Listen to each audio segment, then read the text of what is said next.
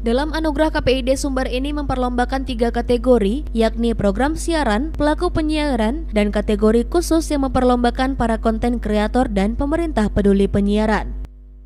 Mengambil juri dari internal dan eksternal, kemudian akademisi, budayawan, dan komisioner KPID Sumbar. Selain itu juga memberikan anugerah bagi reporter TV terbaik dan reporter radio terbaik.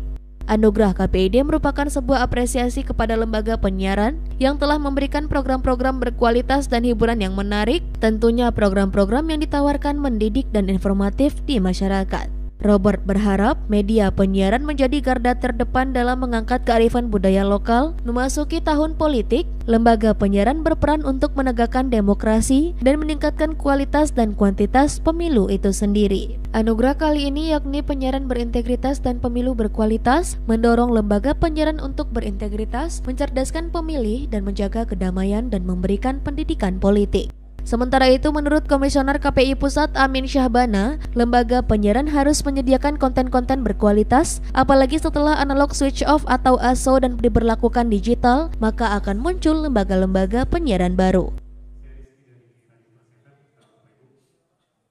Pencapaian secara umum, KPI baik itu di tingkat pusat maupun daerah berharap terjadinya peningkatan kualitas isi siaran, ya, baik itu lembaga penyiaran yang nasional maupun yang di lokal.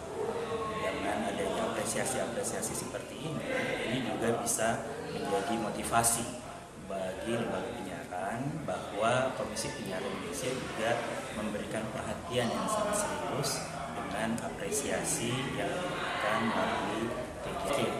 Dari KPI Pusat tentu saja kami mendorong kepada semua KPI daerah untuk memberikan apresiasi yang sama kepada lembaga penyiaran di level provinsi hingga kabupaten kota.